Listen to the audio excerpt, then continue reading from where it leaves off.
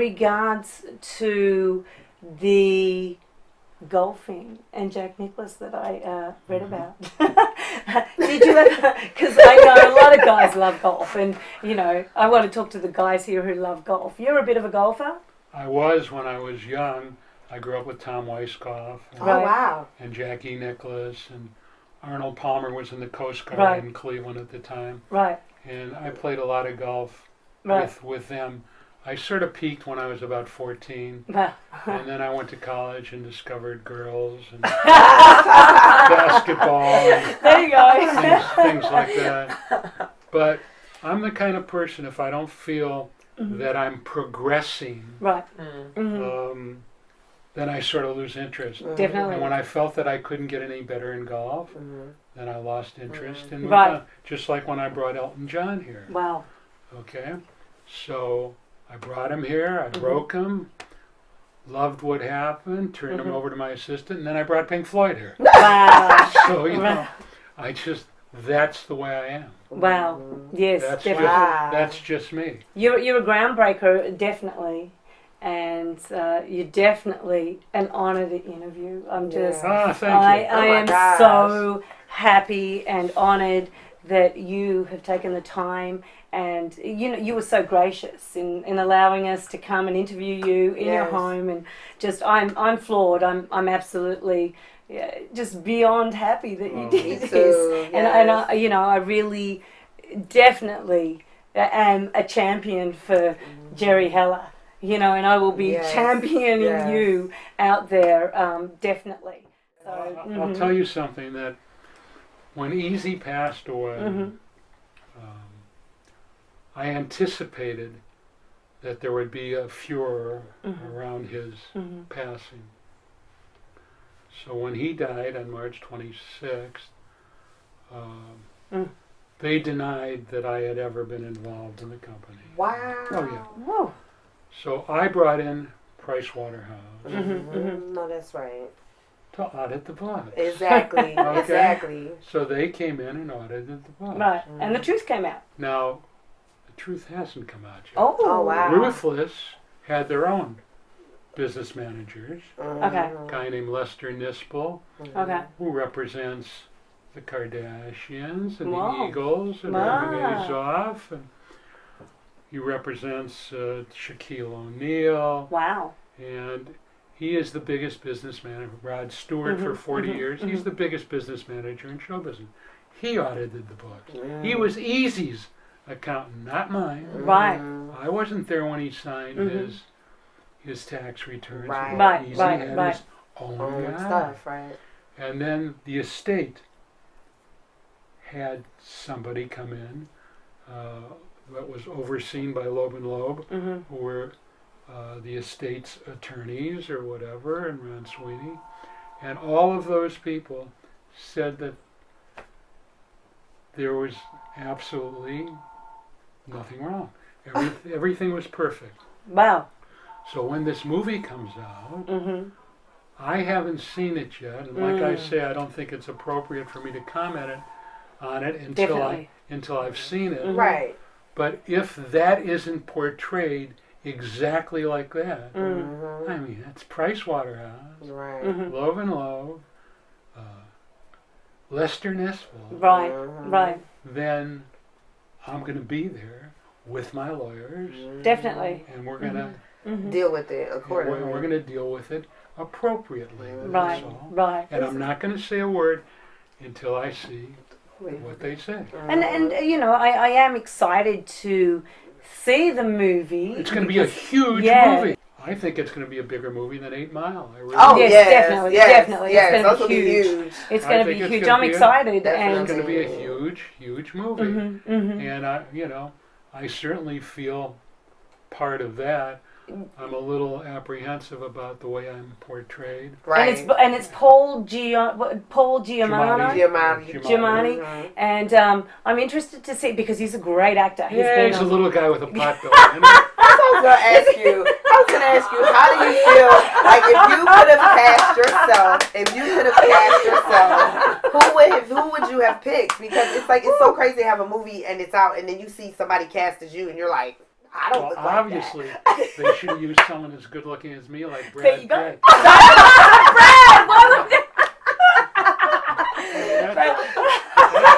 That's obvious. He said they just totally There you just go. missed the mark with that They one. But he's a good actor. He's Italian, isn't he? Yeah, he's He's a How can an He's not Italian play a Jewish. Jewish guy, Because huh? he's an actor. His father was the commissioner of baseball. Bart Oh, yeah, sure Giamatti. was. Wow. And I just saw him in a movie that very disappointing to me. I just saw him in Love and Mercy, the Beach Boys. Yes, I did Very- not like that. Very disappointing. Not Yeah. enough music. Yeah, There you go. it was Very just too much, disappointing. going on. It was. Right. It wasn't about the songs. So do you think after Yeah. this movie you'll see sort of a revival of the West Coast hip hop that you were sort of alluding to earlier? I think what I'll see is a demand for me to do a lot Yep. of public speaking. That's what I see. Okay. Yes. I think that it will rekindle the interest The in book. N.W.A. And both Simon and Schuster are re-releasing the book I was just gonna say. at a much lower price. It sold for $24.95. They're putting it out ebook at $9.95. Is this your book? Because I've heard Ruthless, that yeah. I've heard that your book, and there are several accounts. Nearly everyone I talk to say that yours is the most accurate depiction of the N.W.A. years, Well, Ruthless by that's Jerry the way- Heller. That's the way I felt about it when I wrote it. I wrote it for two reasons. I walked into Barnes & Noble one day, and I feel that the foremost authority in the world on hip-hop is a guy named Jeff Chang. Okay. He wrote a book called Can't Stop, Won't Stop, Won't and now he has Stop, the Blacking of America. So I think that he's probably the foremost authority on hip-hop. Wow. It was on the front table at Barnes & Noble. There's never been a music book on the front table. If you're not on the front table, you don't sell any book. Right. So I said, okay, now's the time for me to write my book. So Blatant promotion. Ruthless. that's the paperback. That's the paperback copy. Hard Ruthless. hard- Gotta go get it. It's the real accurate deal. hard copy is out of print. So There you go. I asked people to put quotes in it. And Will.I.am, who I discovered with my nephew, said, Jerry Heller taught me everything how to protect myself in the music business. Irving Azoff had a quote, and lots of people had quotes. And Ice-T wrote, I met Jerry Heller just once and didn't trust him. I put it right there with the good one. If that's the way he felt, That's how he felt. and that's what I put down there. So, if you want people to believe what you say, then you got to tell the truth about everything. And I think not to interrupt you, I think your account was the most not angry one. Like Yes. you had more of when it was just telling the story. It wasn't like peppered with anger or or disdain for what happened. It was you actually just told it where it was like you could look at it objectively and say, wow, well, I could see how that could have happened. I could have seen that. And just like you said before, I may not care for Ice Cube, but I'm certainly proud of his accomplishment. Yes. Yeah. Dr. Dre, you've heard me say that he's the most important guy Yes. Exactly. in hip-hop. I'm certainly proud of his accomplishments. Yeah. And let me tell you something about NWA. Of all the people I've ever talked to in my life, and I've talked to a lot, there isn't one person that can't remember where they were the first time they heard Straight Outta Compton. Yes! I was in the basement. I was listening to my brother's tape. That's an important in the piece. basement. That's an important body of work. Yes. Yes, it is. I was in the It's basement definitely- sneaking. I was playing and I had to turn down. I was like, oh. I was so I was shocked. I couldn't believe people were using cuss words. I was just, It was just in Shaker. It was all of the kids. We had a mixture. So you had white and black kids. So they're riding around playing niggas with attitudes, and everybody's like, what are y'all doing? But it was amazing to me. It was anytime something makes you feel. Music makes you feel. definitely. And anytime you have music makes you feel, whether it makes you feel sad or happy or you feel some kind of way, it made you feel. It Oh, made yeah. you feel like, It they straight out of definitely did. Compton, and they niggas with attitudes. It made you feel. Exactly. See, and I can say that. It made you feel good. You know what I'm saying? It made you feel good. Definitely. And it was, even though it was challenging and it grabbed you, you know, and it made people feel uncomfortable, it made you feel something. And it made you realize there was a whole life on the West Coast that we knew nothing about. And We didn't know from anything the about world it. perspective, Yeah. it was an emotion that we were witnessing that we probably in Australia weren't used to. Mm-hmm. I know my brother and a lot of the young boys gravitated to it, especially because, you know, young boys are full of testosterone and they're wanting to rebel, and the angst that they feel, and so that angst, you know, that NWA and the challenge to authority, because when you're a teenager you want to say fuck authority, and Yeah. you know, and they were actually doing it, and not only that, they were saying fuck the police, and you know, that's what they were saying, and it was shocking. Can't to get mad at that. No! It was shocking to so many people. It was shocking, and the good thing for teenagers was that the parents hated it, and teenagers love whatever Just like the parents Rolling hate. Stones. Like the Beatles. You know? Everybody Hey, had if the- your parents What was hate it? it, you're gonna love it. Elvis was wrong at one Yeah. point, you know. It was, Mhm. you You know. know, you can't disregard the fact that, I mean, they made Compton, Yeah. Yes. okay? The biggest music city in the world was Wow. Los Angeles. Yes. The second was New York. Wow. Yeah. The third wasn't London. No. It wasn't Nashville.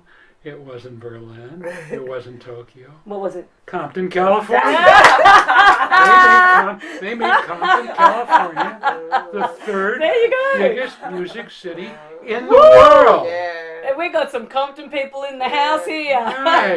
Well. And West Coast rap became a genre. It was like, because we grew up just with hip hop, because you had so much East Coast hip hop. It was just East Coast hip hop. And then when they came out, it gave you something different, because you had the East Coast with African Bambaataa and you know, breaking and all of this stuff, Curtis Blur. Blow and all of that, right? All And the then all of a Jamaican sudden, guys, right? yeah. And then all of a sudden comes this little guy with a Jerry curl, and he's the most gangsterest little guy Right. that you ever heard, and you're going, oh my gosh, like this guy is powerful. Like, I'm scared if I see him on the street. 5'2". But it was that made you realize, and you just didn't know what was going on the West Coast. But you didn't know what? You know what he would do? The guys would write their own verses. Okay, if you look at the publishing, you'll see that The names, Ice Cube can say whatever he wants. He didn't write any of the songs by himself. right? The only guy that wrote every song by himself was Dr. Dre. Wow. He wrote the music. That says a lot about him. The guys wrote the lyrics. Okay? So Eazy would go over and they would read their lyrics to him, and he would say, "That's really corny." which was the biggest insult. That was the biggest insult. Corny. Corny. Yeah, that was So- yeah. Corny. And then they would change it. So he had the ability to make you better than you would have been yourself. Wow. And I always said, look, for me, when we first started the company, he said, now how are you going to do this? I said, well, first we'll put out a record, then we'll have a production deal, then we'll have our own label. He said, no. That's not the way we do it. Nobody ever puts their name on my record. So he drove me to do something that had never been done before. I wouldn't have done it that way, but he drove me to do it. I had the ability and the connections to do it, but he drove me to do that. So he always made 2 + 2 = 5. Wow. And that's the sign of greatness in this Definitely. world. Definitely. To make 2 + 2 = 5. Yes. And Yes. he was just an incredible kid. And how do you think that he would feel with this straight out of Compton and the emotion and the anticipation coming out? Do you think he'd be excited about this movie? Well, this movie would have been done a long time ago. Right. Differently. And it would have been done differently. I mean, you have to remember how important this guy was. Yes, he was. He and I were at a Bill Graham cocktail party in New York at the Park Lane Hotel. We're coming down the elevator with Diana Ross and Shaka Khan and 3 big black guys. Okay, now we're in New York. It's not my home territory, you know? So these guys were big, and we're on the elevator, and Eazy is and you know, he was 5'2". He was fearless. He would roll by himself. He didn't care. In pictures of you and him, you look so tall, and he looked so small. He was fearless. He was fearless. He had a big heart. So these guys, this is before the record came out. These guys are rapping Boys in the Hood. These 3 big black guys. Okay, no radio. We're selling records out of the trunks of our cars at the Swabby. Wow. To Steve Yano. And these guys are Boys in the Hood are always hard. And y'all are in New York, right? In New You're York. in New York. Right. Wow. In an elevator. Yeah. And I looked at them, and these guys were giggling. And was he smiling? Who, Eazy? Yeah, was Eazy smiling? Eazy was hard. So we got out of the elevator, and I said, "Do you understand what's going on here, man? Record's not out, no radio. Here we got 3 guys in an elevator that know all the lyrics." Wow. He said, "Oh, you mean Run DMC?" Oh, it's Run DMC. Oh my God. They were seeing. Oh my God. Oh, that's great. That is great. I hope that they hear this story one day. Oh my gosh. Wow. That is great. That was amazing. Just great. So, what I want to say, just in finishing the interview, is there anything that we need to know that we perhaps haven't covered? Well, I think that probably, outside the fact that he was like my flesh and blood, he certainly would have become the most important person in the history of show business. He was such a visionary. Yes, he was. He was so far ahead of his time. I mean, he was writing screenplays in 1980. You know, so I mean, he was so important, and it's devastating that he should have passed away at such a young age. Yes. And the business would have been different. And the things that he did were just mind-boggling to me. Definitely. So there isn't a day that goes by that I don't think about him. And like I say, of all the things that I've done, I brought Elton John to this country, I brought Pink Floyd here, all the people that I've represented, Marvin Gaye and Journey and Styx and REO Speedwagon, Joan Armatrading, all these people, nothing comes close to the period of time from February 2nd or 3rd of 1987 to March 26th of 1995. Wow. The period of time I spent with Eric Reid. Right. That's amazing. Yeah, he's definitely left a huge legacy on so many people. And I think that my book has helped establish his legacy. I think it's cleaned up my image a little, Definitely. which was unwarranted. And I think that there are other projects coming out that are going to be important projects that are going to tell the truth. Oh, I'm just, once again, and I want everyone to give their last thoughts. I'm going to say, Dr. Uzma, any last thoughts about the interview and about Eazy and Jerry? I think it's so amazing that we're here. I was in the single digits of age. I think when this music was coming out. And I grew up in a very small conservative town in Arizona. And so for me, this was something that I actually sort of discovered later in my life, Wow. like college and grad school and you know, and then thinking back to the history of, you know, what was going on at the time. And so I think I sort of discovered all this as an adult.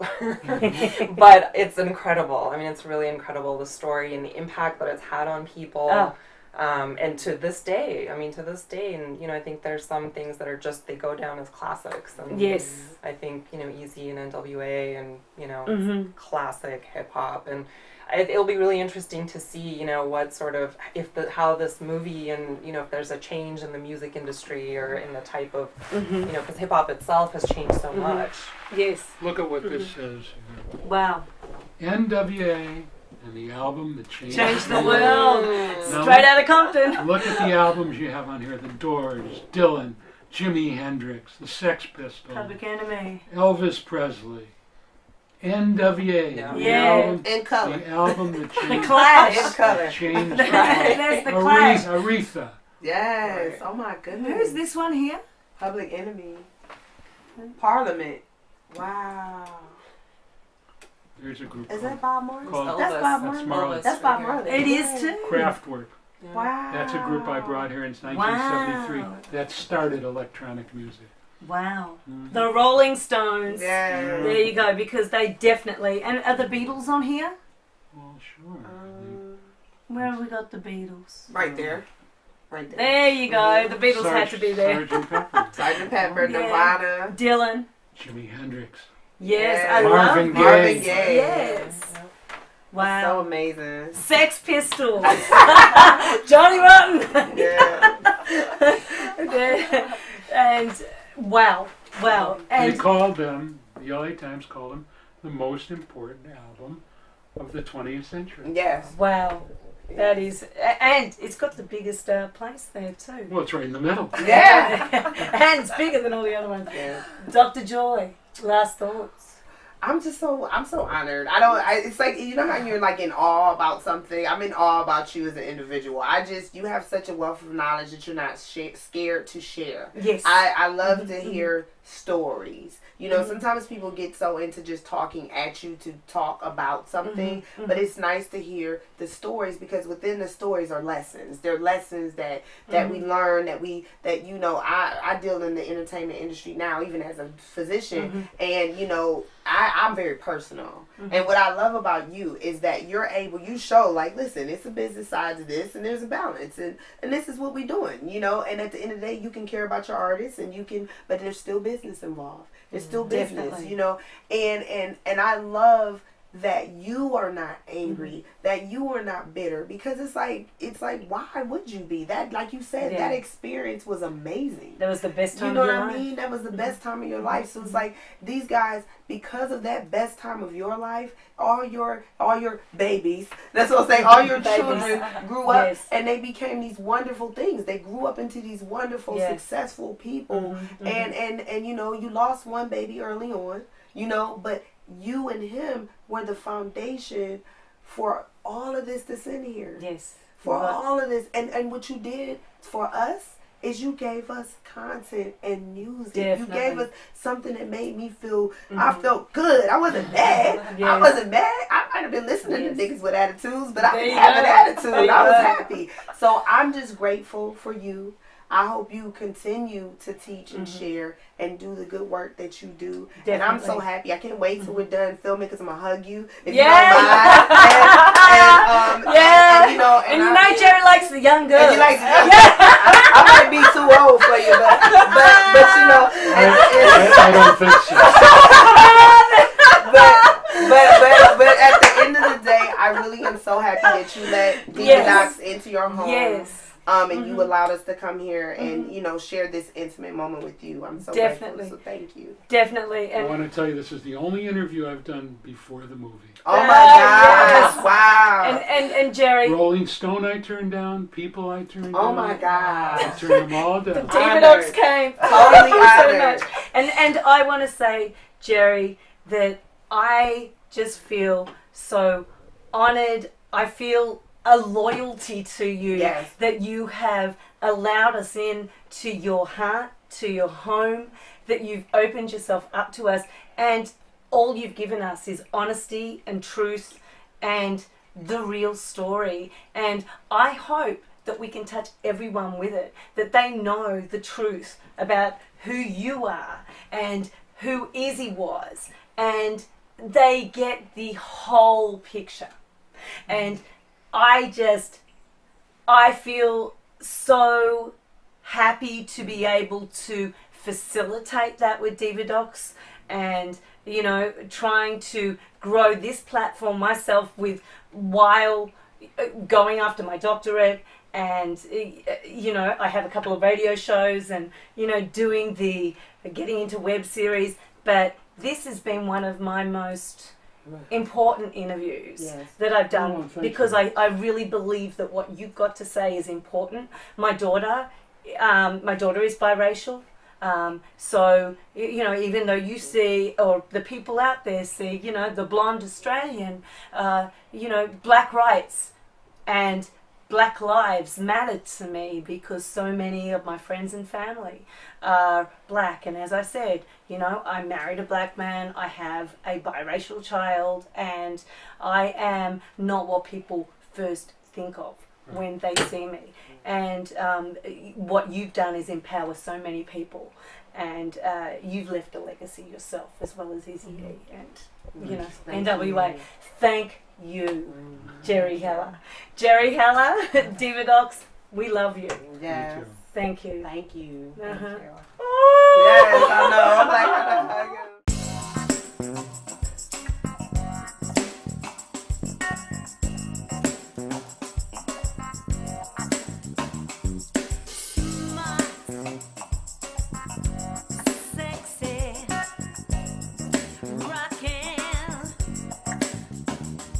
That's what